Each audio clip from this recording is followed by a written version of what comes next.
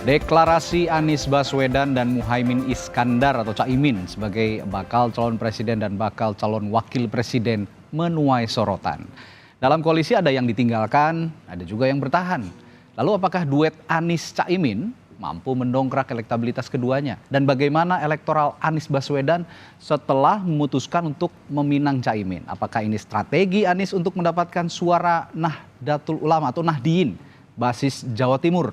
Dan bagaimana Gerindra usai ditinggal Partai Kebangkitan Bangsa atau PKB? Apa strateginya untuk meraih suara kalangan Islam terutama di Jawa Timur? Kita akan membahasnya pagi hari ini dalam dialog Sapa Indonesia Pagi bersama sejumlah narasumber, yakni Wakil Sekjen PKB Saiful Huda, anggota Dewan Pembina Partai Gerindra Andre Rosiade, dan peneliti komunikasi politik Universitas Airlangga Surabaya Jawa Timur Suko Widodo. Selamat pagi Bapak-bapak. Pagi. Baik. Pagi.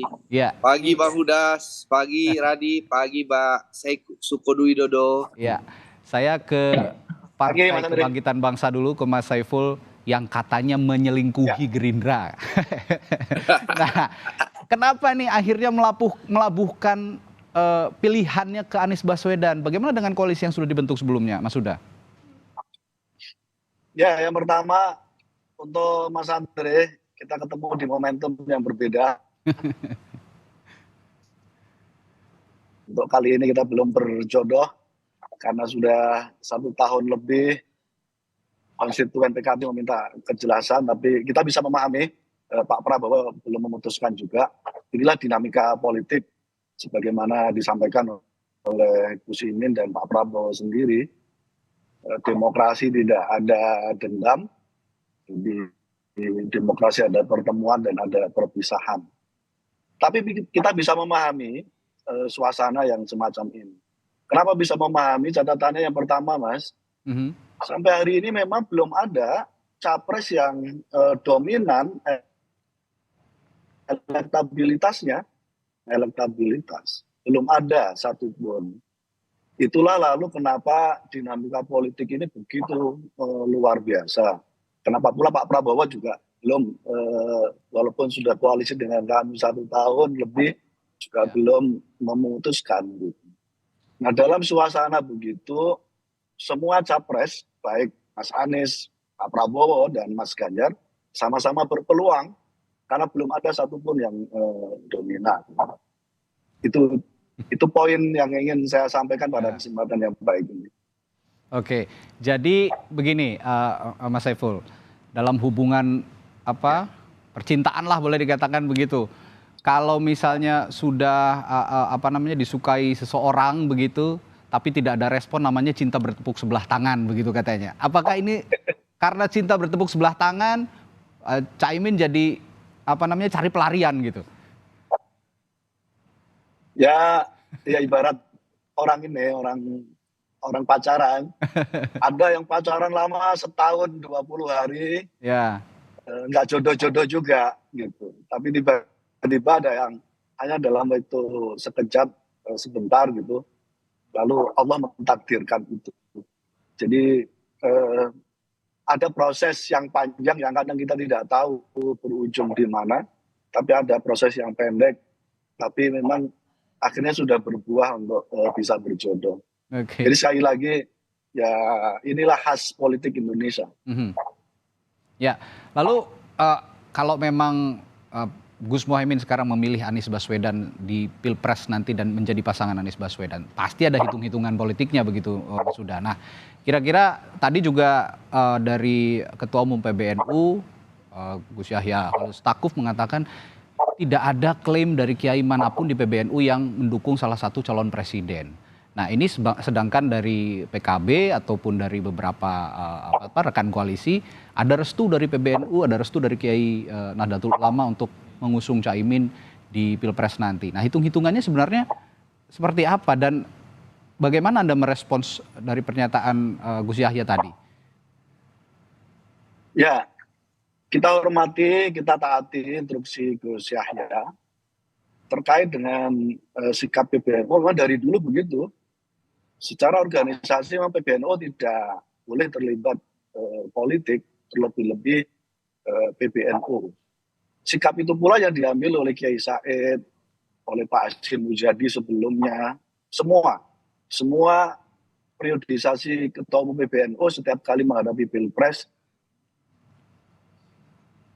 sikapnya tegas, berdiri di atas pihak. Jadi itu wajar dan bukan sesuatu yang baru gitu. Karena dari periode ke periode semacam itu. Yang kedua, PKB dalam deklarasi kemarin di Surabaya sama sekali tidak menyebut dapat dukungan dari PBNU sama sekali. Karena kami juga tahu, fatsun itu, kami tahu koridor itu. Tapi bahwa banyak kiai, pesantren, pondok pesantren, masyayikh, gus-gus gitu, sepenuhnya membackup Gus Imin itu iya gitu, dan itu wajar. Karena Gus Imin adalah cucu dari pendiri NU. Ya. Gus Imin adalah pemilih dan adres di Jawa Timur dan Jawa Tengah melalui Partai Kebangkitan Bangsa. Jadi sama sekali tidak ada yang dilanggar. Yang ketiga, pasca reformasi setelah zaman Orde Baru yang otoriter, ada kerinduan warga NU untuk menyatukan kekuatan politik. Ya. Dan itu pernah difasilitasi oleh PBNU membentuk yang namanya PKB. Dan pasca reformasi, pasca Gus Dur jadi presiden, kami merasa harus ada representasi dari tokoh NU untuk menyatukan kekuatan politik Nahdliyin. Dan akan kami coba dengan pasangan Mas Anies dan Gus Imin tahun 2024. Baik, sekarang saya akan ke Bung Andre Rosiade. Bung Andre, sebagai pihak yang diselingkuhi katanya, Anda merasa kehilangan suara Nahdliyin dalam manuver PKB merapatnya PKB ke koalisinya Anies Baswedan ini?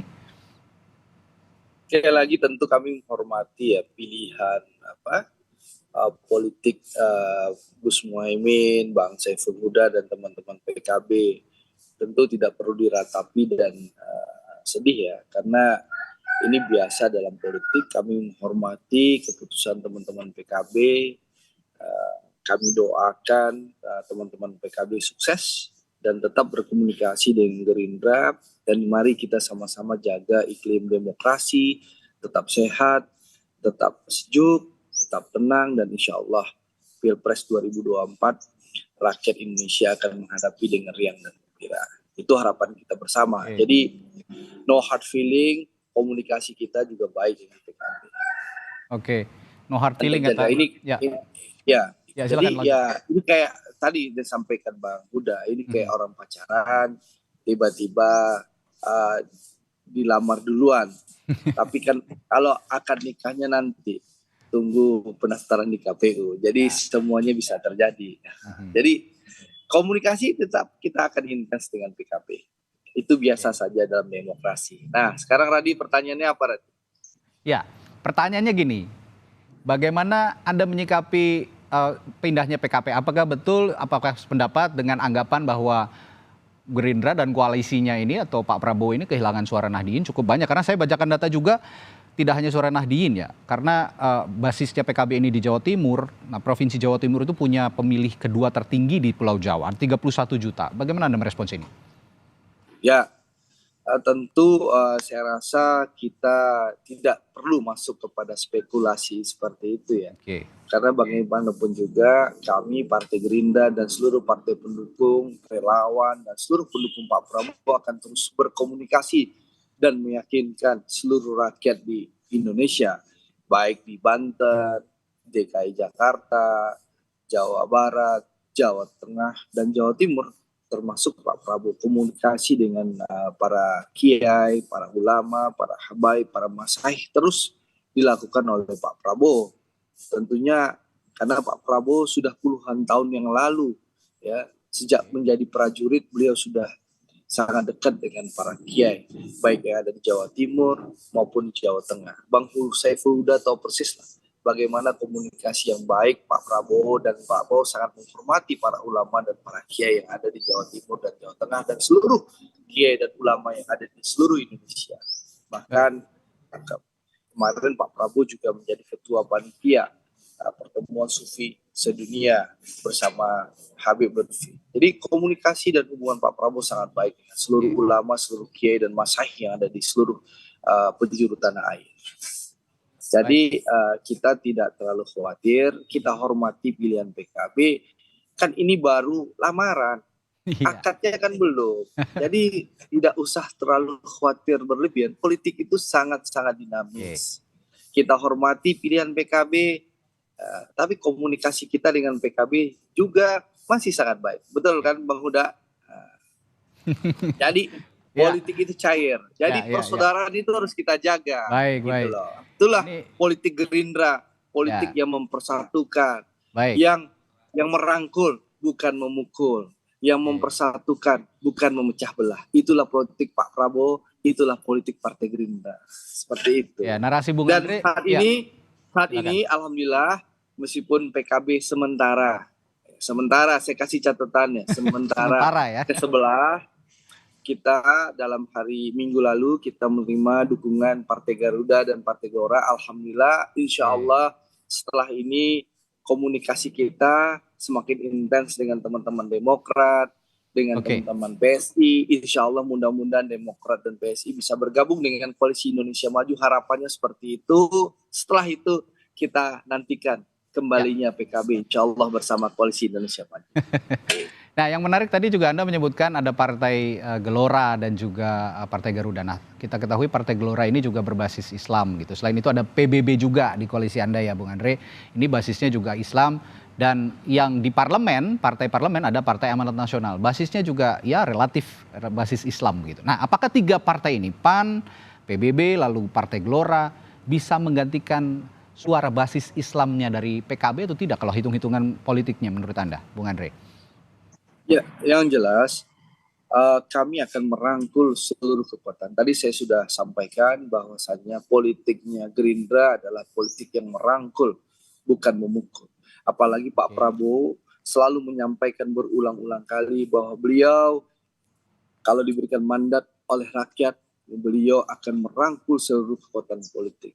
Jadi tidak akan ada yang ditinggalkan kalau Pak Prabowo diberikan mandat oleh rakyat. Jadi intinya apa? Kita akan terus berkomunikasi, kita akan terus meyakinkan seluruh rakyat Indonesia dari Sabang sampai Papua, ya, untuk meyakinkan bersama-sama Pak Prabowo. Bahkan di saat kemarin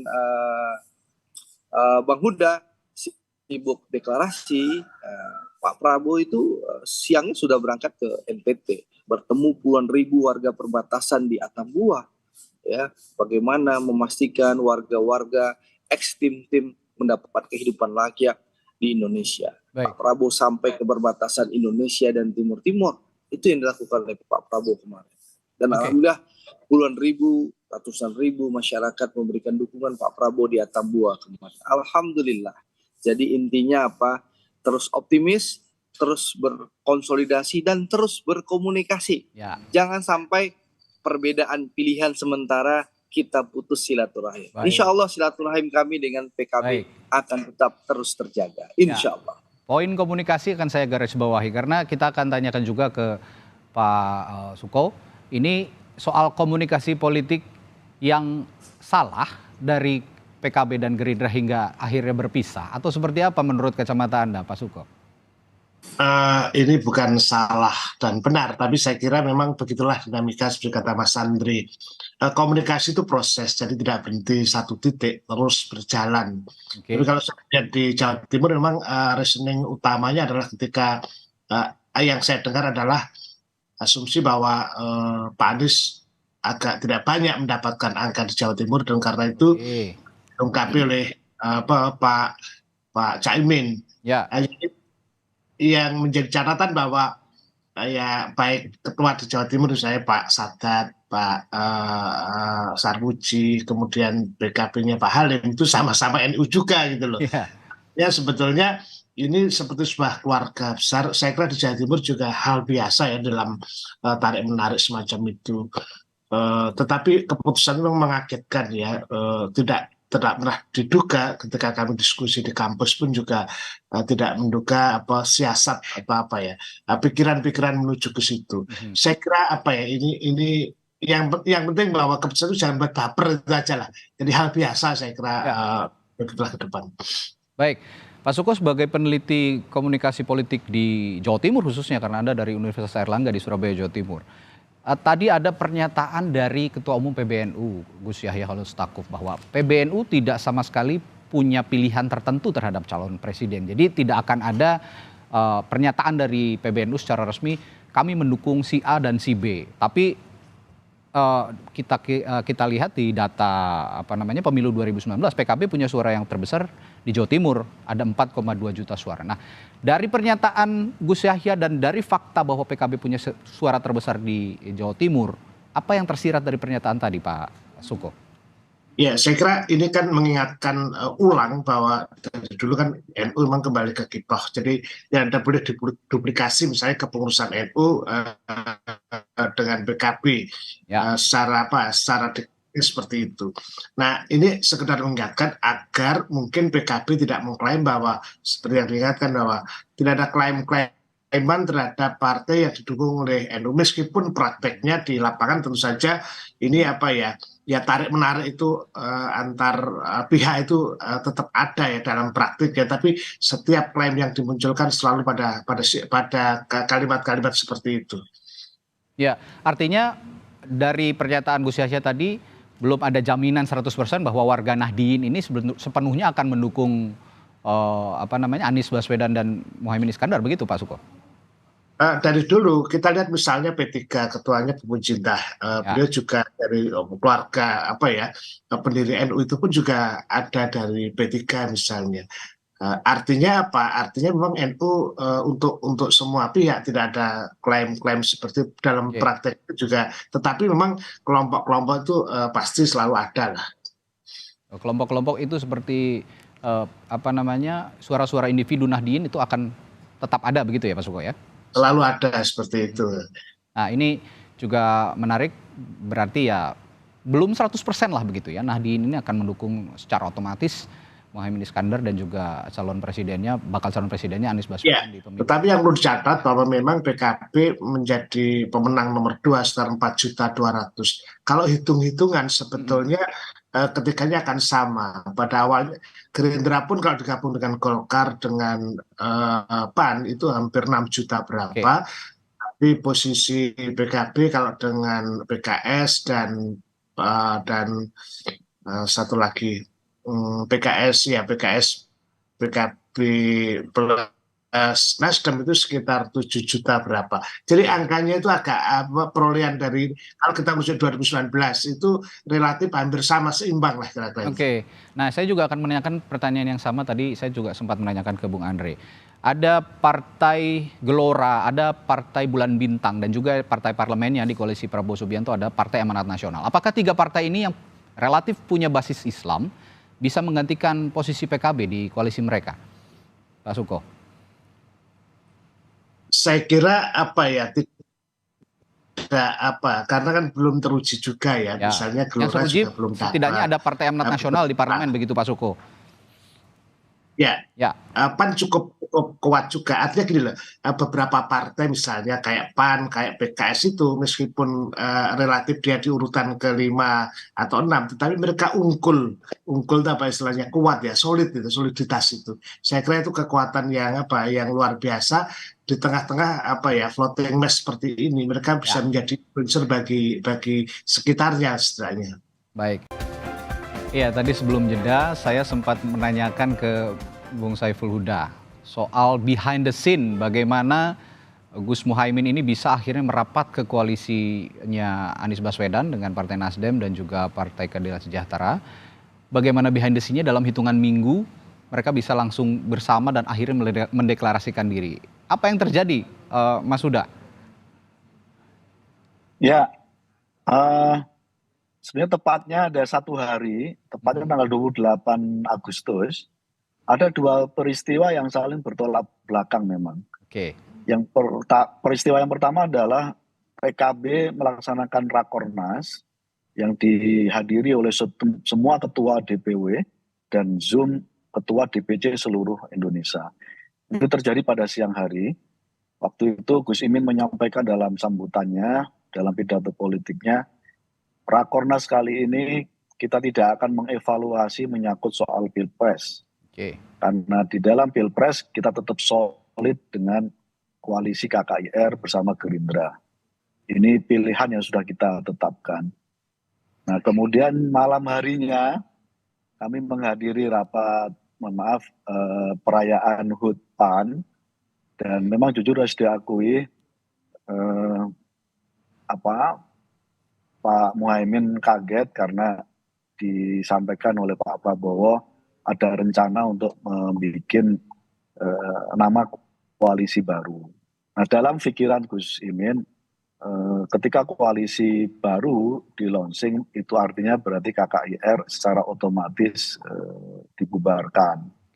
Nah, itu ada peristiwa yang begitu. Jadi siang harinya begitu, malam harinya semacam itu.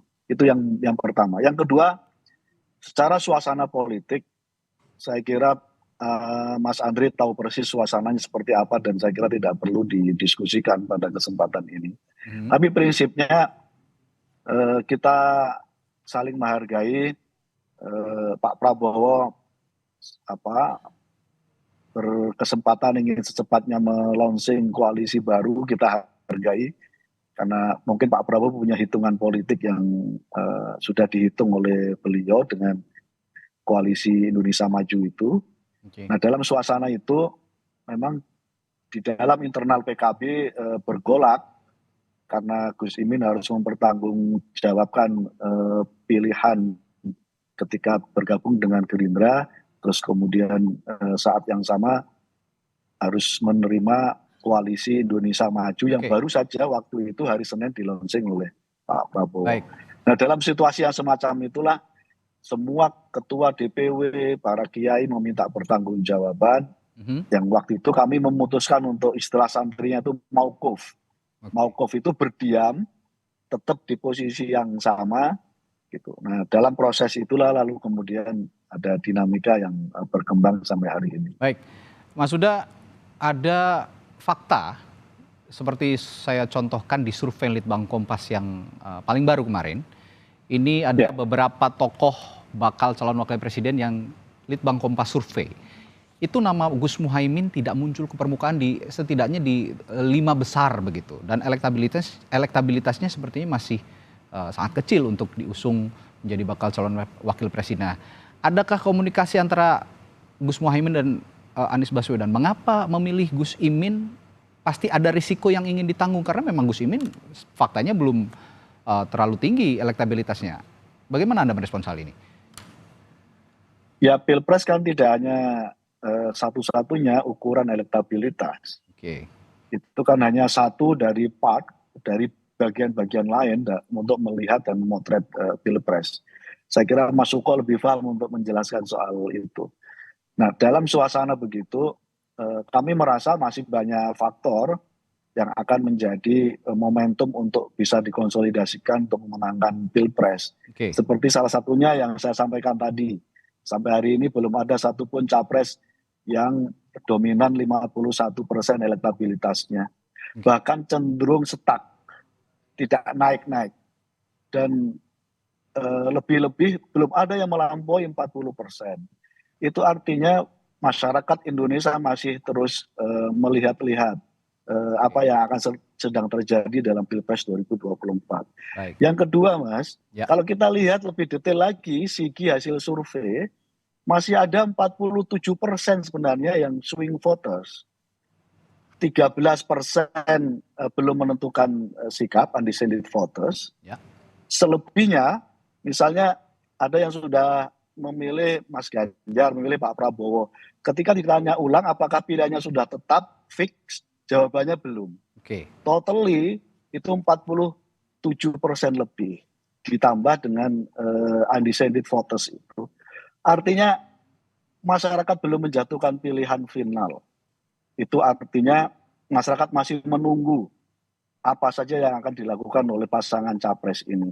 Dan kami mengambil pilihan untuk secepatnya mendeklarasikan dan kami akan secepatnya menawarkan berbagai agenda-agenda perjuangan yang semoga bisa diterima secara baik oleh masyarakat Indonesia. Baik, mengambil suara-suara swing voters atau pemilih yang masih mengambang itu juga tidak mudah dan upaya-upaya konkret harus segera dilakukan. Nah, saya juga akan menanyakan sebelum nanti saya ke Bung Andre, saya akan ke Pak Suko dulu karena tadi Mas Huda mengatakan Pak Suko lebih paham soal pertanyaan saya terkait mengapa Anies Baswedan begitu berani mengambil keputusan untuk berdampingan dengan Gus Muhaimin Iskandar dalam Pilpres nanti. Apa hitung-hitungan politiknya? Kacamata Anda, Pak Suko, mengapa begitu berani Anies Baswedan ini mengambil keputusan untuk berdampingan dengan Gus Muhaimin Iskandar? Ya, publik atau para ahli melihat bahwa Jawa Timur memang battle ya, tempat pertempuran lapangan yang luar biasa. Nah, angka Pak Anies itu kan tidak terlalu bagus di Jawa Timur. Nah, sadar betul bahwa PKB ini kan punya infrastruktur politik yang luar biasa ya, bahkan sampai pada posisi desa. Nah, sebetulnya dugaan saya mengapa mengambil itu karena mesin politiknya ini, dan kita tahu bahwa PKB di dalam terakhir itu Caimin sangat intensif dan pergerakannya sampai bukan lagi kecamatan sampai desa. Nah, itu yang kayaknya mau diambil oleh Pak Anies sehingga bisa meningkatkan posisi Pak Anies di Jawa Timur. Jadi infrastruktur PKB yang sampai bawah itulah yang saya kira diyakini sebagai modal untuk meningkatkan elektabilitas. Oke, bolehlah dikatakan infrastruktur PKB ini kuat hingga sampai ke desa-desa begitu ya Pak Suko. Tapi kenapa ini tidak berbanding lurus dengan elektabilitasnya Muhaimin Iskandar? Di beberapa hasil survei elektabilitasnya masih rendah, bahkan tidak masuk 5 besar begitu. Bagaimana Pak Suko? Ya, memang betul dinamika ya.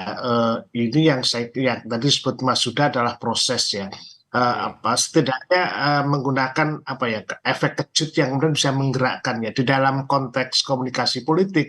Biasanya ada magnet-magnet yang kemudian dimunculkan dalam titik tertentu. Nah, waktu yang tinggal 150 berapa hari ini yang kemudian digunakan benar-benar untuk menggerakkan. Jadi ini pun juga menurut saya adalah trial and error juga ya melakukan itu, karena juga menunggunya lama. Saya kira bukan ketidaksabaran, tapi PKB harus menentukan sikap untuk menggerakkan itu di dalam ruang yang agak sepi terakhir-terakhir ini, karena kita tahu bahwa di dalam diskusi publik itu kan semuanya hanya pertarungannya di presiden, di elitis. Ya. Tapi ketika mesin politik digunakan, maka dia diturunkan sehingga berusaha untuk mencari relasi yang real. Ya. Jadi kalau dalam konteks komunikasi ada public outreach communication, maka selama ini hanya komunikasi, tetapi PKB atau Pak Anies melakukan public outreach, jadi tindakan nyata. Hasilnya ya kita lihat nanti. Baik, yang saya tangkap efek kejut ini juga seperti pernyataan yang berulang kali diungkapkan oleh Anies Baswedan, bahwa di Pilkada DKI juga sebelumnya dia tidak punya survei yang bagus begitu, tapi bisa memenangkan Pilkada DKI. Nah, apakah ini nanti akan berbanding lurus dengan Pilpres?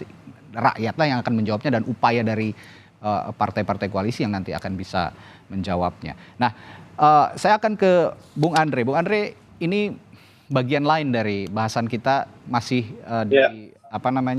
soal berpisahnya PKB dengan partai Anda, dengan Partai Gerindra untuk mengusung Pak Prabowo Subianto. Ada anasir-anasir di luar sana, ada upaya memecah belah koalisi dengan memasuknya PKB ke koalisi Anies Baswedan. Dan juga ini Gus Muhaimin ini mengusung bakal capresnya Anies Baswedan, ini sebagai upaya untuk memecah belah koalisi yang Anda bangun selama ini. Apakah Anda punya anggapan juga seperti itu, Bung Andre? Gimana? Memecah belah koalisi kami? Ya, ada upaya dari pihak luar koalisi yang sekarang namanya Koalisi Indonesia Maju ya, Pak Prabowo mengatakan itu. Ya. Nah, sebelumnya koalisi KKIR itu tadi, ini masuknya Caimin ke Anies Baswedan, ini sebagai upaya untuk memecah belah koalisi Anda. Anda sependapat dengan itu? Oh, begini. Pertama saya ingin menyampaikan lagi bahwa menanggapi pernyataan Bang Huda dulu ya, bahwa Caimin, Gus Muhaimin tidak keberatan dalam perubahan nama waktu malam tanggal 28 itu. Waktu itu Pak Prabowo memberitahukan ke Pak Erlangga, Pak Zulhas, Prof. Yusril, ya memang Gus Muhaimin agak terlambat datang di acara PAN itu. Oke. Tapi waktu datang langsung dipeluk, diinformasikan ke Gus Muhaimin bersama-sama, dipeluk loh sama seluruh ketua umum partai, dan Gus Muhaimin tidak keberatan. Bahkan beliau dalam pidatonya juga menyampaikan tidak keberatan. Saya ingin garis bawahi dulu soal kagetnya. Yang jelas beliau tidak keberatan. Di dalam pidato beliau di acara PAN itu beliau tidak keberatan. Itu satu. Lalu yang kedua, ya kami tentu tidak ingin berandai-andai apakah koalisi kami akan dipecah belah atau dihancurkan. Itu kan pernyataan radian jelas. Kami tidak ingin berandai-andai dan tidak ingin punya persepsi seperti itu. Karena kami yakin semua koalisi ini ada koalisi merah putih. Ya. Kita semua akan bersatu untuk membangun bangsa dan negara. Yang jelas tugas kami apa sekarang? Tugas kami terus memperkuat ya, dan mengajak masyarakat untuk bersama-sama dari Sabang sampai Merauke untuk terus memilih Pak Prabowo. Itu pertama. Kedua, saya melakukan konsolidasi dan mengajak masyarakat dan terus kita melakukan komunikasi yang baik dengan seluruh partai. Sekarang ada Partai Demokrat, PSI yang belum menentukan putusan. Insya Allah kita akan terus komunikasi dengan Mas AHY, dengan Pak SBY, dengan seluruh petinggi Demokrat kita akan berkomunikasi. Lalu dengan teman-teman PSI kita akan terus berkomunikasi. Dan tentu komunikasi kita tidak akan putus dengan teman-teman PKB. Karena kami meyakini jodoh pasti bertemu. Insya Allah ini soal dinamika saja. Saat ini ta'arufnya Pak Prabowo terganggu dengan lamaran Mas Anies. Tapi insya Allah ini kan belum ijab kabul di KUA atau di KPU. Jadi insya Allah seluruh politik itu sangat dinamis. Kita tunggulah tanggal mainnya insya Allah. Bung Andre, ini keceplosan atau memang betul faktanya seperti itu? Katanya barusan Bung Andre berkomunikasi dengan AHY. Jangan-jangan Partai Demokrat sudah positif nih akan bergabung sama Partai Gerindra? Maksudnya kami akan berkomunikasi. Jadi kami akan berkomunikasi dengan Demokrat, akan berkomunikasi dengan Mas AHY, Mas Ibas, Pak SBY. Tentu kita akan buka komunikasi, kita akan buka diskusi. Karena kan kita ingin merangkul, bukan memukul. Kita ingin mempersatukan, bukan memecah belah. Karena politik kami itu, politik Gerindra itu berdiri sama tinggi, duduk sama rendah. Dan tidak ada politik seranting. Merangkul PKB tahu persis lah. Tahu persis 12 bulan bersama kami disampaikan oleh Gus Jazil, oleh Kang Cucun dan juga Bang Huda, koalisi bersama Gerindra. Gerindra tidak pernah mengkhianati dan meninggalkan kawan seperjuangan. Jadi duduk sama rendah, berdiri sama tinggi, tidak ada politik tinggi seranting. Jadi nyaman insya Allah komunikasi dengan Pak Prabowo dan Partai Gerindra. Ya, ngomong-ngomong merangkul, tadi mengarangkul yang terhianati juga, yang dihianati oleh Partai Nasdem dan koalisinya. Ini nanti coba dirangkul oleh Gerindra sepertinya begitu. Saya akan PKB juga insya Allah kita rangkul terus. Gitu ya? Kita akan bergandengan tangan terus, sabarlah. Jadi intinya sekarang Mas Radi, jangan sampai kita perbedaan pilihan, perbedaan pendapat, perbedaan koalisi menyebabkan perpecahan dan ketidakharmonisan di antara kita. Kita jaga terus komunikasi, silaturahim, karena sekali lagi Radi, membangun bangsa dan negara ini harus dilakukan secara bersama-sama dengan semangat gotong royong. Jadi kalau Pak Prabowo pun jadi presiden, insya Allah PKB ada di kabinet Pak Prabowo. Baik, kita masuk ke putaran akhir dialog kita pagi hari ini. Saya ke Mas Huda. Mas Huda, ini pertanyaan saya terakhir untuk Anda. Ada juga publik yang menganggap ini kan namanya koalisi perubahan untuk persatuan begitu ya. Koalisi yang Anda bangun sekarang ini bersama Partai Nasdem, Partai Keadilan Sejahtera meskipun belum jelas ini sikapnya, nanti menunggu Majelis Syuro katanya, dan PKB dan juga partai-partai lain di luar parlemen yang ingin bergabung. Tapi katanya publik ini mengatakan katanya koalisi perubahan, tapi kok di dalamnya masih orang-orang yang sama begitu. Partai Nasdem mengusung pemerintahan saat ini dan juga PKB. Bagaimana respon Anda soal ini? Ya, perubahan itu kan dimulai dari existing yang sekarang ada. Nah, dalam qawaidul fikih, dalam tradisi santri ada yang disebut dengan al-muhafadzatu ala qadim shalih wal ahdu bi jadidil aslah. Jadi itu yang menjadi pegangan kami, kenapa itu juga menjadi landasan kami bergabung dengan teman-teman Nasdem dan Mas Anies. Mempertahankan yang lama, yang baik, dan mengambil yang baru yang lebih baik. Jadi yang lama tidak dirusak. Itu menyalahi qaidu fikih, menyalahi sunatullah itu. Jadi sesuatu yang baik, legasi Pak Presiden yang sudah, Pak Jokowi yang sudah ditorehkan, kita pertahankan. Saat yang sama, kita mencari yang lebih baik dari apa yang sudah kita dapat. Jadi semangatnya adalah kontinuitas dan perubahan. Jadi kesinambungan dan perubahan. Itu nafas perjuangan PKB, itu nafas perjuangan para kiai, para ulama. Jadi itulah kenapa NKRI tetap berdiri, karena bagian dari cara kami untuk merawat yang sudah ada dan terus mencari yang terbaik dalam kehidupan bernegara dan di bangsa ini. Baik, terakhir ke Pak Suko juga. Pak Suko, ini saya akan tanyakan upaya apa yang bisa dilakukan untuk ke depannya menjelang Pilpres terutama dari pasangan ini, Anies Baswedan dan Muhaimin Iskandar, untuk mendongkrak suara mereka di Pilpres 2024 nanti, Pak Suko. Iya, suara perolehan pemilu atau legislatif tidak selalu signifikan dengan perolehan pilkada atau pilpres apalagi. Nah, yang dibutuhkan dari pilihan pilkada atau pilpres adalah personality. Jadi yang dinilai adalah orang, tidak lagi kelembagaan. Itu yang menjadi catatan penting. Karena itu memang tugas besarnya PKB adalah menggerakkan mesin politiknya sampai ke bawah. Tapi nanti pasti ada tekanan-tekanan bagaimana kemudian misalnya ucapan ketua NU, PBNU itu juga warning yang kemudian bisa meresistensi. Saya kira yang menjadi penting adalah bagaimana segera menggerakkan roda itu di lapangan. Kuncinya ada orang-orang yang di lapangan, saya kira. Dan tadi disinggung juga oleh Mas Huda, ada beberapa pemilih mengambang yang bisa diraup begitu suaranya, potensinya cukup besar, tapi tergantung upaya-upaya partai-partai ini untuk meyakinkan para pemilih mengambang ini memilih mereka. Nah, tapi boleh nggak terakhir? Ya, silakan Bung Andre, singkat. Kami percaya PKB adalah bagian tim dari pemerintahan Pak Jokowi. Ya, karena kita yakin PKB akan memperjuangkan keberlanjutan. Tapi mohon maaf dengan segala hormat, Mas Anies itu sudah posisikan dirinya sebagai antitesisnya Pak Jokowi. Tentu rakyat tidak akan lupa itu yang saya maksud bahwa tadi. Yang bicara keberlanjutan itu ya Pak Prabowo dan Mas Ganjar. Mas Anies selama 10 bulan ini sejak bulan Oktober ya sudah tegas-tegas mengkritisi apapun yang dilakukan oleh Pak Jokowi. Bahkan mohon maaf dengan segala hormat, di saat seluruh dunia bahkan WHO memuji kita sebagai salah satu negara terbaik menghadapi pandemi COVID-19.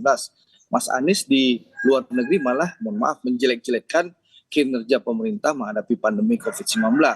Di saat Pak Prabowo jelas akan mendukung dan melanjutkan permasalahan IKN, Mas Anies malah berputar-putar menjawab, bahkan mempertanyakan apakah IKN itu perlu atau tidak. Jadi masyarakat tentu jelas bahwa Pak Prabowo merupakan figur yang bisa melanjutkan pemerintahan Pak Jokowi. Mas Anies adalah antitesis Pak Jokowi. Jadi kita bicara fakta rekam jejak selama ini. Baik. Ada yang bersemi, cintanya bersemi antara Anies dan Gus Imin. Ada juga yang merasa terhianati. Tapi yang penting Bapak-bapak, siapapun calon pemimpinnya jangan sampai yang dihianati itu rakyat sebagai pemilih tertinggi, sebagai pemegang pemilih tertinggi ini. Nah, itu kita akan jaga bersama. Kita bisa pahami, Mas. Baik, terima kasih. Bisa pahami Andre begitu. Baik, terima kasih. Terima kasih Pak Huda. Dari Bangsa, Andre Rosiade dari Partai Gerindra dan Pak Suko Widodo. Terima kasih Radi. Terima kasih peneliti komunikasi politik dari Universitas Airlangga Surabaya. Terima kasih Bapak-bapak, selamat pagi, sehat selalu.